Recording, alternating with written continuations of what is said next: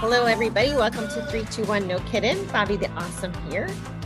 Today, I have a virgin podcast guest, which is pretty exciting.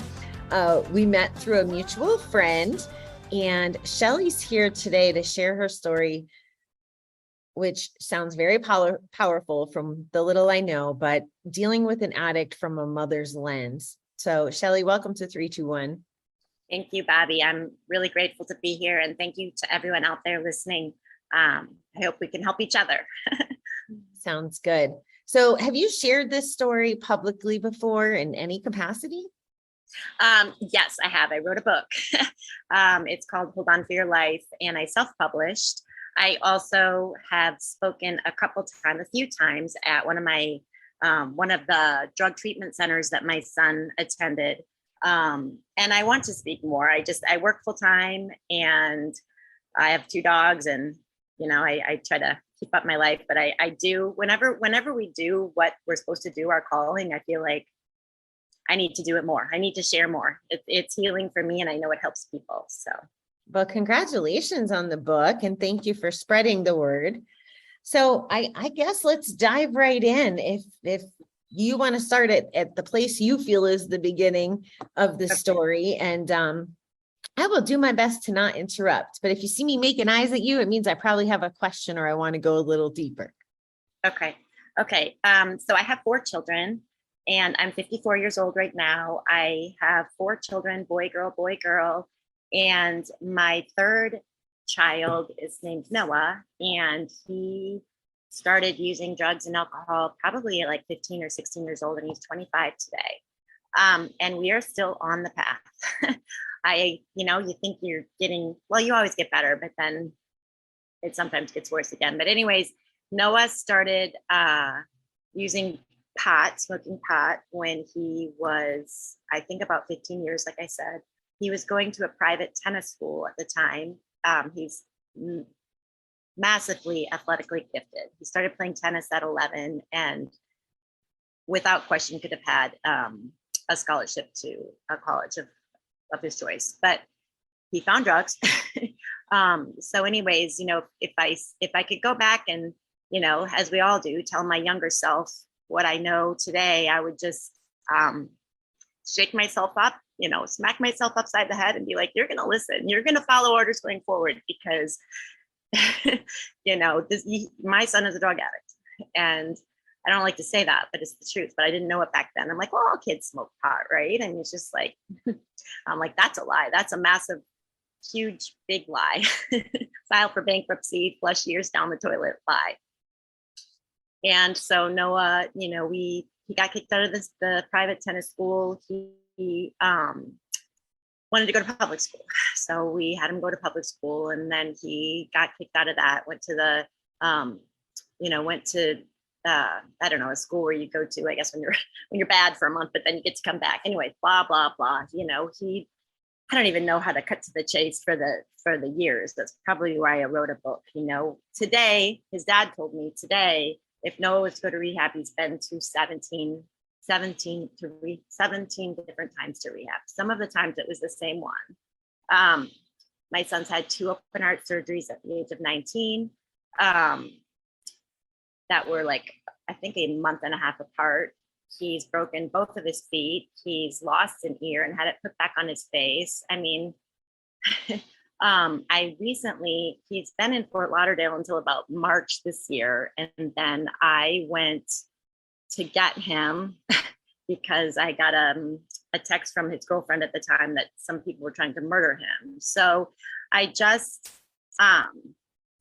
what I talk about today, it'd be different than what I talk about in a year even. I mean, the same things, but I was talking to another mom earlier today, because one of my clients, her daughter, bless her heart, is in rehab for the first time, and she just turned 15. And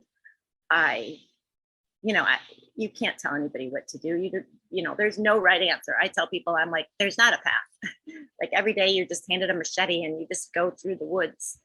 And you get to carve your own path, because there's really not one. Now we can learn from other people, and we can, learn from spirit, from God, from the universe, however you believe. We can, educate ourselves. But at the end of the day, there's not a path, and whatever we choose is the right path. And we might choose one thing one day and the next thing the next day. And that's just kind of how I've been living for probably the last 9 years of my life. And it's not, but at the same time, even though it's been excruciating and difficult, it's also been full of amazing blessings. And you always have to look at the blessings. You always have to choose to hope. Even today, I'm probably this evening gonna tell my kid that I am going to tell the kid, that he's not allowed back in my home. And sometimes you're like, as a parent, it's been about my son this entire time that they tell you got to take care of yourself first, right? The oxygen masks comes down in the plane and you got to put it on yourself before you put it on your kid. And that's true. But as a mother, we never do that. We're always, we always, like, years growing up, I'm like, I'm not hungry, take my kids to eat. I'm not hungry, even like starving. Everybody else gets food, but you're trying to save money so you don't feed yourself. And anyways, I guess I'm happy to go into depth in any of those ways that I've talked about, Bobby. It's just try to give a blanket for the last 9 years that's what's been going on. I have a ton of notes, Shelly. So if you don't mind, I'd like to pry a little. I want to make sure I heard you right in the beginning, and I'm sensing some emotion even talking. So it sounds like you're still going through quite a bit. So again, thank you for being here and being so vulnerable with us. Mm-hmm. In the beginning, you said something like, I wish I could tell my younger self. Was I hearing you right? That you felt somehow responsible for this? I think, I don't know if everybody does, but I think as a parent, yes, you always feel, even though deep down it's not your fault, you still always feel like, if I hadn't gotten divorced, or if I'd paid more attention, or if I Noah was a middle kid, and he was very smart and very bright and very, talented athletically. So he just seemed fine, but he was very anxious. And I didn't know that, I'm working, so I think, yes, it's easy as a parent to feel like, oh, if I had done this, or if I had known this, or if he'd not gone to this school, or if we'd gone this first, yes, it's easy to do that. I know that's not right, but I still do it. I'll always do it, so it's hard. I hope you find a way to reconcile that, because like you said, he was anxious and you didn't know. How would you know what you don't know? And what about the other 3 kids? Like, this is not a Shelley thing. Not that this is my place to tell you. Oh, you can say whatever you want. I appreciate it. But really, for your own healing, I just hope that you can give yourself some forgiveness and some compassion and some grace, because just hearing you, I know that you're doing the best you can, and that's all you can do, so, okay. Woo. Early, you already got me wound up. So tell me a little about how you discovered he was using at such a young age, and maybe if you can share some contrast to the other kids. Those were 2 of the things that I wrote down. Sure, of course. Well, the first time that we knew is he was found, smoking pot behind the shed at the tennis court, got discovered. And so first of all, my older 2 kids were very, never had any drug or alcohol problems at all. Very good students, and, went to college. Not that you have to go to college to be a good student, but I mean, just, we didn't have any concerns about that. And so then when that happened with Noah, we started to do things differently, but I guess we didn't, at first we didn't, I don't want to say that we didn't think it was a big deal. We thought it was a big deal, but we didn't obviously know like what it would escalate to, And so then, things just kept happening. Like if his dad was out of town, I mean, there's like a huge party at his dad's house. But I mean, again, in my book, it's like all his kids have parties, right? No, but it's just continuous. The windows are broken to get in. And then he broke his foot because he was like leaving another party, and he's like, Mom, we jumped over this like 6-foot fence, and he landed on the spike of the top of a tree spike. And he's like, I felt it go in my foot, but I just kept running, So then, we get him in a cast. This is when he's like 17 years old. And then he jumps in Barton Springs because he gets tired of his cast. Well, Barton Springs is, it's like a natural spring-fed lake here in Austin. And so I'm like, honey, you can't jump into so then we had to, go through all that again. And then he went through, I mean, it was just, things kept happening. Then he went to he went to rehab, but he was under 18. So at least he had to stay there. Like we thought, if I look back now and I laugh because, you think you have control of it. Like you have zero control ever, but it's ever, that's why I was telling that mom this morning. I was like, man, when they're young, whatever you can do to keep them from going to the next level, because I feel like it just gets worse, at least from our standpoint. And then, we were going to, then he was going to outpatient here, and he was, doing the meetings and stuff like that. Well, then he wasn't able to stay clean for the meetings. So then the leader, said that his dad and I should kick him out, so we kick him out. Well, then he's basically living in a hot tub in an apartment complex, and that's when he started selling drugs. And then once he started selling drugs, he was like, wow, I can make a lot of money doing this. Just like,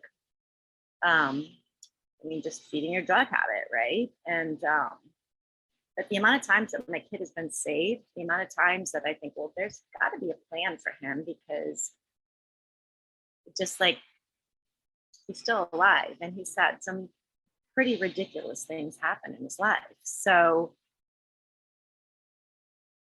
I guess we just, it just keeps getting worse until he puts the plug in, and I think interesting, like what you asked me before, like, do I feel guilt of it? Of course I do. I know it's not my fault, but I still do. But, and at the beginning, you were talking about spiritual awareness with yourself. And I think too, I do really strongly believe 100% that our journey here on this physical earth is all about that. And so I think, and I'm not saying you have to believe in like a certain way. I think it's all connected. I'm not going to say like, a certain religion or anything. It's just should be love, the energy of love, whatever it is. But it is about us discovering ourselves here. Like it is a super spiritual journey. So I have to ask to myself, what am I supposed to learn from this for myself? And it sounds selfish, but at the end of the day, it's why I'm on this quest for some reason with my son. And it's not even so much, it is about him, but his journey is about him. And somehow I have to figure out my journey about me webbed within this. And I can't fix him, but somehow I have to pull away from that, still giving him love, but figure out what lesson I'm supposed to be learning in all of this, because I really want to learn it so I can move on. Yeah, it's so I couldn't agree with you more about the purpose and the lessons. And it's funny, I had a memory come up, like on one of the socials, and it was 8 years ago. It was the first time I went and I hung out with this person, like socially. And I remember that night, and I should not have driven home under any circumstances, which then snowballed into all these ideas of all those times I should not have driven home. And all the times, like when I was younger and I was a truck driver and I would take risks I shouldn't have, to gamble, to drink, to meet people, to do whatever. And I'm like, what I walked away from that was, oh, it was because I have this purpose. Like I truly believe in my purpose now. So there's sometimes these little hints that remind us. And as you're talking, not maybe being really clear on yours or when the pain stops, I learned the last 2 years, the freaking pain don't stop. Life doesn't stop. I've had a harder last 2 years clean than I ever did using, right? Because I blocked it out or whatever. So the beginning of recovery was overcoming all that and still having work to do. And then getting dealt all this shit and trying to stay clean through it. Like, what the fuck? How many people can die? How much bad stuff can happen, And I fighting that fight, being in that place where you're at right now. I've been there many, many, many times, and it does suck. But then as I'm listening to you, I'm so glad that you're here and you're sharing. So as I think about the fact that you write this book and you share your story, last year, my mother was in the hospital for a suicide attempt. And part of the equation had to do, my brother has been an addict his whole life, in and out of jail, different periods of time, different levels of drug use, still, I think, has access to Suboxone or whatever all the things are, mentally ill, all the stuff, 44 years old, 45 years old, right? Like all the things. And mom feels a lot like what you're expressing right now, except for she hasn't had the courage to draw the lines in the sand. So I think that's part of how we got to 44, still doing that. Like no stone, she's doing the best she can too, right? But he's getting evicted and now he's moving into her house. She's just always, that mom is always going to pick him up, right?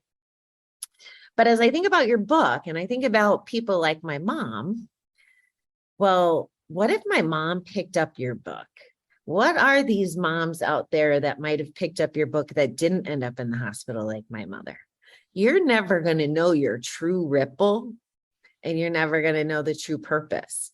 And not only those moms and those ripples, but you don't know how that's impacting the other children or the grandchildren, right? Like, because we learn these are all in cycles. So I just want you to acknowledge yourself. And again, you didn't know what you didn't know that helped with the addiction growing and manifesting more, but you don't know what you don't know about what's happening in the world because of Shelley. You're so awesome. Well, thank you. So Thank you. It's beautiful to think about. It sucks to be in the spot, but it is beautiful to think about. I'm sorry to interrupt you. Go ahead. No, I was going to say, I do sometimes remind myself, I am a very, very positive person. My therapist is like, Shelly, it's okay. It's great that you're positive, but you still have to, because sometimes I'm just trying to like, it's okay.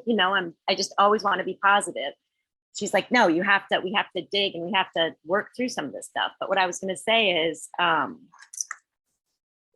regarding what you just said, is sometimes I say, I get to be here. I get to have this journey, like you said, because it's a gift. It's really a gift to get to have this, to get to figure it out, to get to feel. I don't have a drug problem, but it's like Noah uses because he doesn't want to feel, because it's hard and it's painful. But so we have to remember that to feel pain is, because when we're dead, we're not going to feel, or maybe we will, I don't know. But, but that's a gift, it's a gift to get to have that. And so I have to remember that, I try to remind myself of that. So that's awesome perspective. Thank you for sharing that. So 17 rehabs, and these injuries, these were all while he was under the influence, I presume.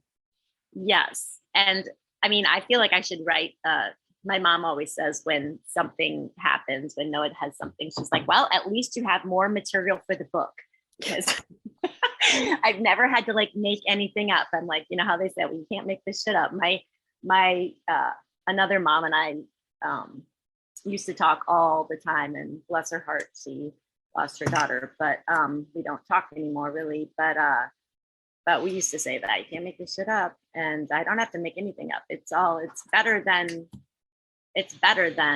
not better, but it's more crazy is I guess what I'm saying. I sat on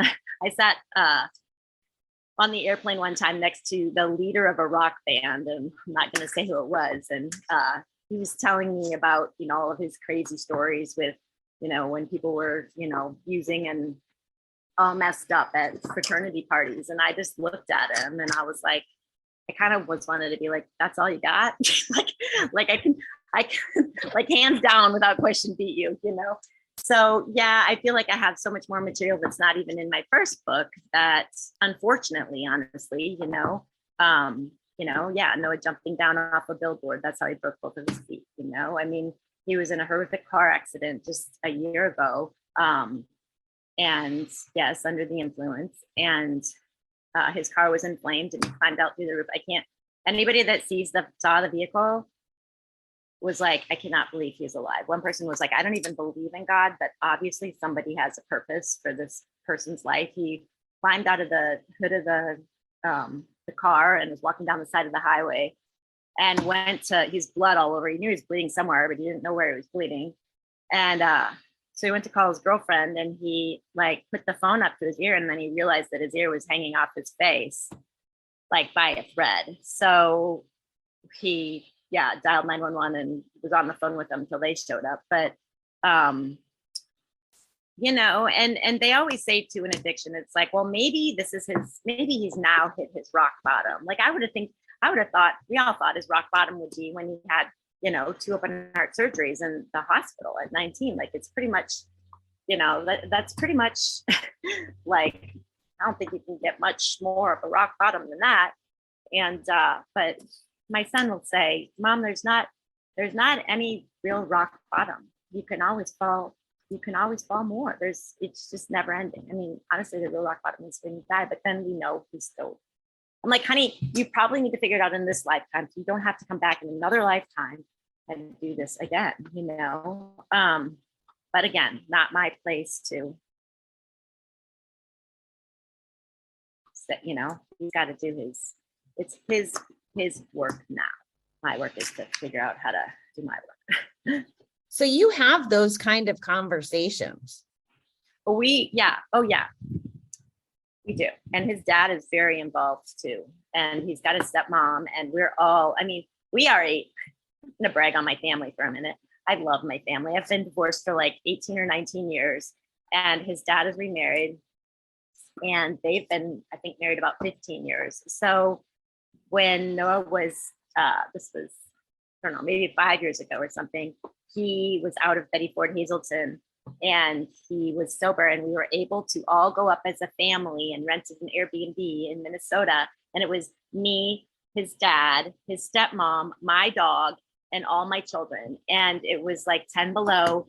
And I stayed in my bedroom just across, in the next door down from his dad and his stepmom. And we all had breakfast together. And I love our family. And my oldest son will say, Mom, his friends will say, Mom, or his friends will say, your family's so incredible. How do your parents, they get along? I mean, my mother threw my 50th surprise birthday party at my ex-husband's house, and I have to just give so much credit to my ex-husband. I love him to death, even though he's remarried, and I love her to death. And I just think I'm just really grateful for an amazing father for my children. Cannot imagine being a real single parent and having to deal with this on my own. I am not a real single parent. I've always had support.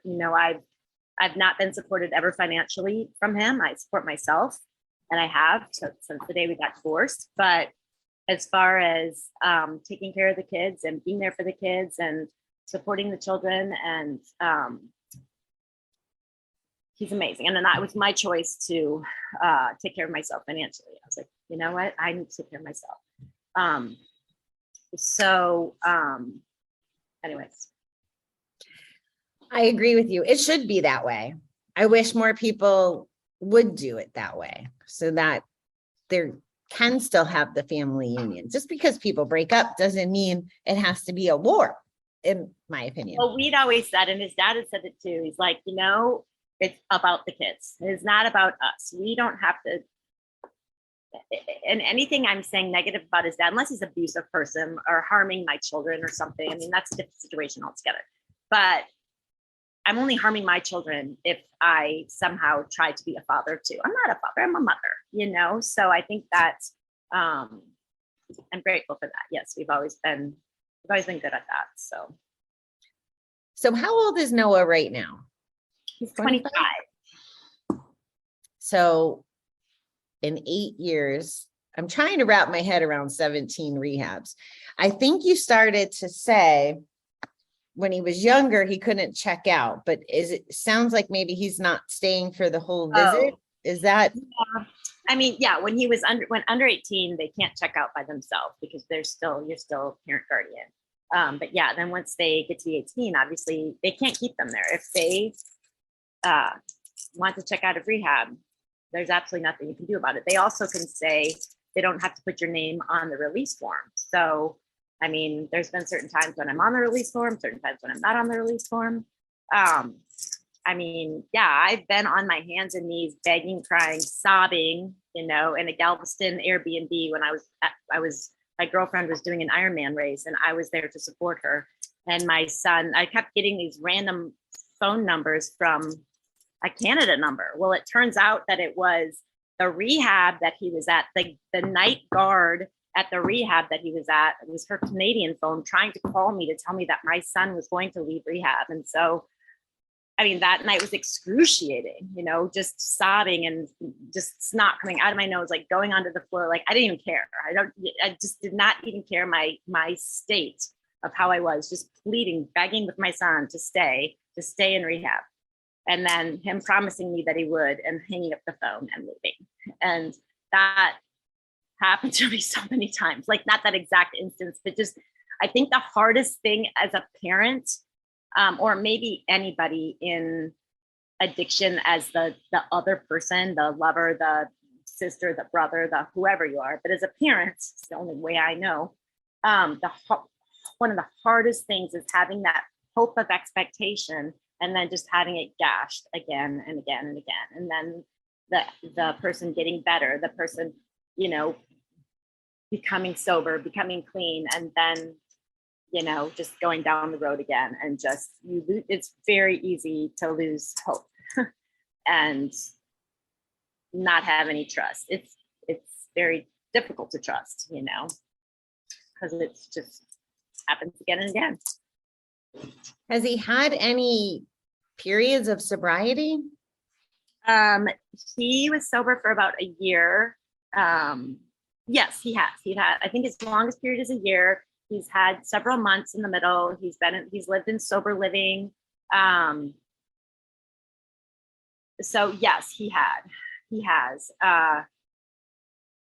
The hard thing too is, like, I don't know if you've mentioned mental illness, or obviously it ties hand in hand with that.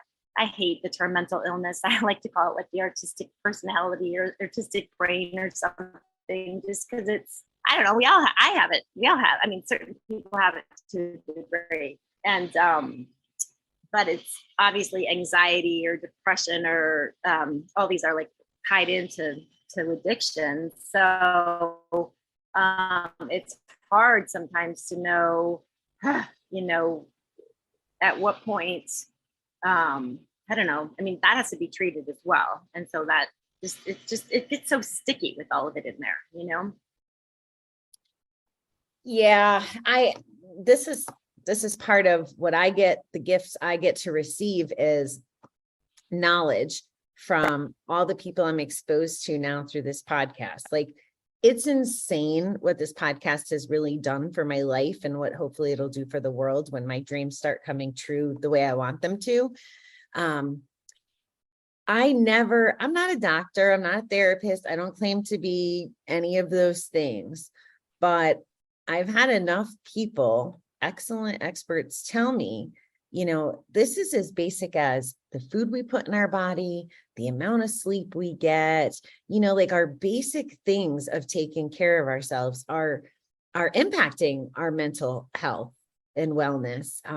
I use the term mental wellness when I write stuff down in my goals, because I don't like mental illness either. That's great. I love that. But I like the artistic. There's something to that. I like that a lot. So thank you, because we do need to put a spin on it. Is it okay with you if I share a quick story of something I learned? Of course. Yeah. Okay. So before the C word, there was a gentleman who used to go to a shelter of folks that were without their own homes. And he was a fitness guy, and he would do this workout once a week. And if people showed up for class, they got rewarded with like gift cards to the supermarkets and stuff, so they could buy salads and good food instead of the junk.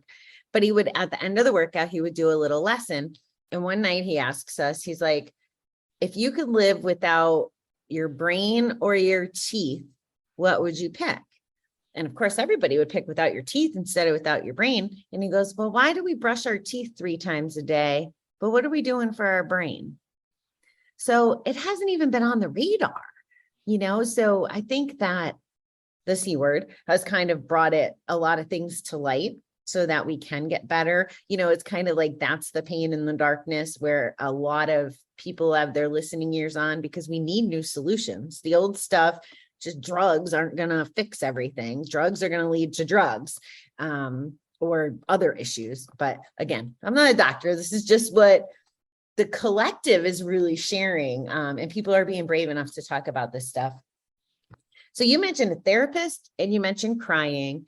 So if there's other parents out there that are listening, or even other family members, what are some of the coping strategies? I mean, for you to go through this for 8 years, family also sounded like another one. Do you have any ideas that you can share, or things that worked for you that might help other people struggling? You said you're drawing a hard line tonight. I'd love to hear a little bit more about that.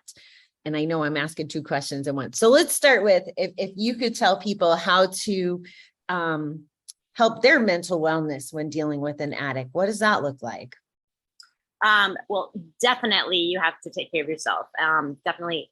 I am a very physically active person myself. I'm a runner, I'm a triathlete, and I love to run. I love to be outside. I love to be in nature. So I do that a lot. I try to run or walk or do yoga or exercise every day. And then the other thing that I've been doing for forever, I've been journaling forever, but I'd say just the last 2 or 3 years, it's helped me immensely, is I call it my gratitude time in the morning, and I manifest goodness. And sounds like you probably do that. I'm sure you do, but I try to not have negative self-talk either. And I try to not say, whatever we speak, we're bringing into manifestation, right? So I try not to say things like, this is killing me, or, I try to say, I envision what I want, and so I have a little story. One of the times when Noah was in jail, and it was when he was in Betty Ford Hazleton, and he up in Minnesota, and he was supposed to go on trial in Houston. And of course he didn't have his driver's license because he'd lost it. So his dad is such a great dad, flew up to Minnesota, rented a car, and drove Noah down to Houston, picked me up on the way in Austin. And I was so scared because Noah's like, Mom, this prosecutor hates me. She just, Betty Ford Hazleton had written letters to the prosecutor asking for time because he'd been sober like 8 months. His sober living had written letters. He had an employer at the time. Everybody wrote letters, and this prosecutor was like, absolutely not. He has to be here. He's going to jail, blah, blah, blah. So his dad flies up, rents a car, drives him down, picks me up. We're at the courthouse in Houston, and Noah went into the courtroom with his attorney, and his dad and I were waiting outside. And I was so scared because here's my son that's like 8 or 9 months sober, and I'm afraid if they put him in jail, he's gonna, regress and all these things. So I literally made myself, it was a time in my life, and you'll probably feel emotion or hear emotion in my voice because everything is still so emotional to me, and the envelopes are still up on my patio. But I made myself like look up into the sky. I looked out the window in this courthouse, and I made myself look into the sky, look into the blue sky, and claim a good future for him. I like made myself see him clean. I made myself see him with a job, like married, not that he has to get married, but just happy. You know, I made myself see him with like kids, see him with the future. And I made myself see those things.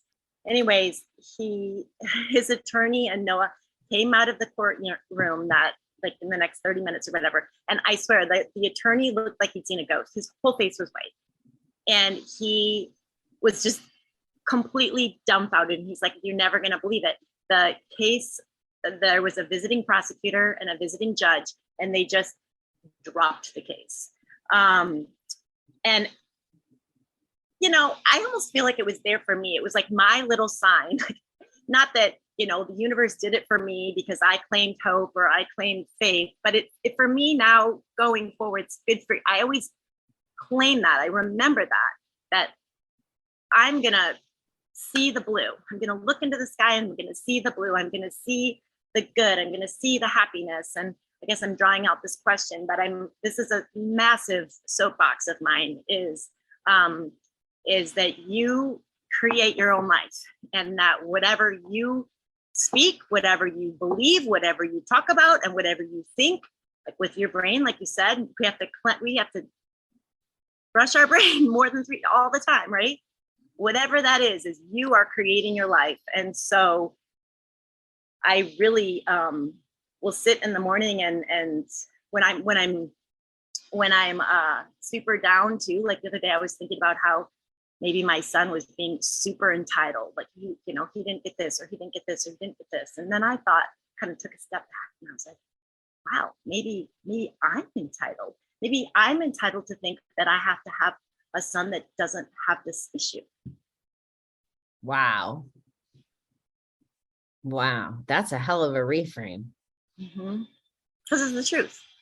I was being selfish. I have to like really, I mean, sure, I can still be like, that doesn't mean, but at the same time, having said that, I still have to set my boundaries. It's not like I can like let him walk all over me and just whatever. But at the same time, it's like, note to self, you know, whatever we're pointing fingers at, we have to be like reminded like, wow, I'm doing the same thing somehow, you know, otherwise this wouldn't be showing up in my life. So what's the universe telling me? back to in the morning when I have my gratitude time, and everybody knows it. Like when you're feeling down, like if you take a pen and your, you know, yellow legal pad, which is what I write, and you write down what you're grateful for. But I really, you know, don't just write it. Like I'm happy for, you know, yeah, I have my house. Yeah, I have my mom. Yeah, I have my, you know, my job, my blah, blah, blah. But really feel it. It's not just writing it. It's not just saying it, but it's actually having the emotion for what you're grateful for. It's getting to the depth of it, because when you really feel what you're grateful for, that's what moves the universe. It's not just saying, you know, I'm grateful for this and that and the other thing, blah, blah, blah, blah. You go to church, blah, blah. No. You have to feel it. If you go to church, you better feel it. If you don't go to church, then feel it in the outside, feel it in the running or in the, you know, gardening or the, you know, whatever your church is. It doesn't have to be church. It can be whatever moves you. That's your church. I think we would really get along in real life. I liked your soapbox. It's really true. And what I'm hearing, you know, you mentioned gratitude and the universe picking up on it with the emotion. Supposedly it has to do with these frequencies. So it's not just words and bullshit. It does have to come from the emotion so that you're in that frequency to attract it.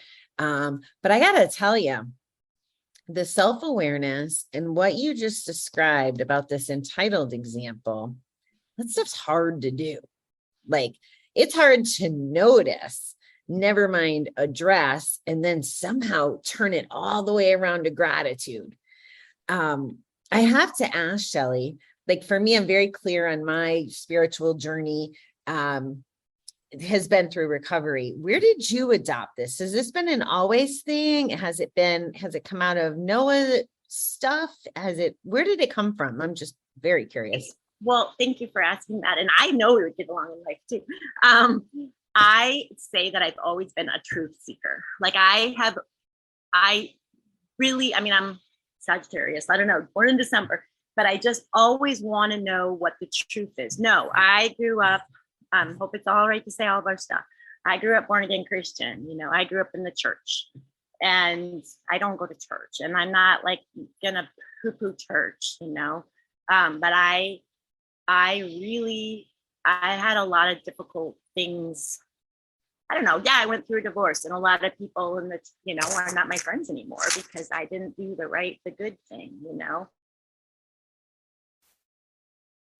You're a little frozen, so hopefully you'll come back. I'm going to stall for a minute because it's just a little frozen. We'll fix it. I'm going to press pause.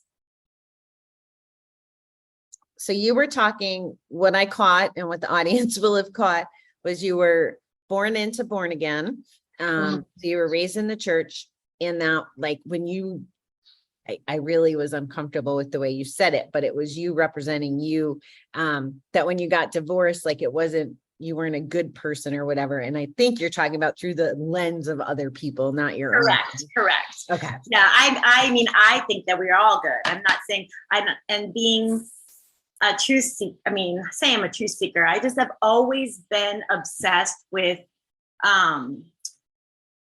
finding the truth. And I think I did have a real, you know, growing up, I mean, I read my Bible all the time. But it wasn't like what I was talking about earlier. I was like, I really wanted to know God, and I really wanted to know, and so I think there was a couple times in my life, well, it was in my 30s, in my late 30s. I remember I was talking to my therapist, and it was one of those epiphanies that hit me because I grew up believing like the Christianity was, you know, was this, and then the world was this. So that Christianity was like bigger, like a big balloon, and the world was inside of that. And I was in my therapist's office, and I just saw it reversed. I just started crying because I felt like I'd been lied to my whole life. Now I know I wasn't lied to because, I mean, as parents, my parents are awesome people, and they taught me their truth and what they believe. And so, there's so many aspects of Christianity that I love. I mean, I love the Bible. I love, you know, but I see it differently now. I read it differently now. I read it through a different perspective, and I understand it. Like the whole verse too about, I love the parable of Jesus where he says, that the kingdom of heaven is like a field, and there's a jewel, not a diamond. There's a jewel buried in this field, and this person, the kingdom of heaven is that. And when the person discovered this jewel, he went and sold everything that he had so that he could buy the field. And as a child, I believed that was like heaven in the sky, and we're supposed to like, you know, whatever. And now I believe, I know that the kingdom of heaven, and it says it in the Bible, Jesus says it, is inside of us. It is within, and it is, you know, and the only, and that is like, we already have it. You know, and humans were going around searching, and we really just we already have it, and we have to inquire within. We have to, I don't know, but it's also like one of my theater professors, or one of my college professors said it this way too, and he was such a genius when he said it. He was like, you know, you could be like searching for truth, like you're just like your whole life you're like striving and getting this job and traveling to this country and working for this person and like putting all of your energy into finding this exact thing. You're like, oh, and then you're just exhausted yourself, and then one day you're just like sitting down and you just like bite into an apple and there's the answer. But you wouldn't have had the answer biting into the apple if you hadn't done the quest. And so I think that all of my growing up and I'm grateful for my, you know, what my parents taught me now. At first I was a little resentful, but now I'm like, you know what, we all as parents, like I teach things to my kids. I'm sure that they're like, oh my gosh, mom, seriously right now, you know? but it's just because I love them so much and I think it's my truth. So I want to tell that. But I'm trying to learn, now as I'm learning more, like my youngest daughter, she's like, Mom, I don't even know if I believe in God or whatever. I'm like, that's fine. I mean, it's your journey, it's your quest. And I'm here, I'm here for what you need. But so yeah, I don't know if I answered your question or not, we're getting close on time. So I think you did answer my question, but I also really love the high note that you're ending it on. And I think you're just this gorgeous soul that is so in alignment with what I'm coming to believe. My experiences with religion when I was young, my mother gave us the freedom young because it wasn't her cup of tea. And then we can go explore. And I've shared the story on air before, but I got baptized at 10. And I've always been the kid. Remember those plastic nose plug things? Yeah. So that was me. And I was really nervous about getting baptized, and I'm watching him, and he looks like he's covering everybody's nose, but I get in the water and I'm like, please cover my nose, blah, blah, blah, blah, blah. And he doesn't cover my nose. And I never stepped foot in church again for like years. And I'm like, well, if there's a God should have told him to hold my nose. Like, why? And my answer to that now is I needed to go from atheism to, the 11th step in the program to go on my quest and journey so that the people who are adamant about religion and at the other end, well, if Bobby can convert from pure disillusionment to just having some sort of inner peace about it and having an open mind, then so be it. Like, I feel like that's part of my story so that I can relate to those people that have had an experience. Of course, nobody's had an experience like that, but for whatever reason, they're disconnected. So yeah. Sorry. No, go ahead. I feel like I thought you was waiting for you to say, I thought you were going to say that you had to learn to cover your own nose. No, but that's a great way to make it kind of a tale in a different way. Mm-hmm. I don't think I was allowed, or I would have. Right. No, I'm not suggesting. Yeah.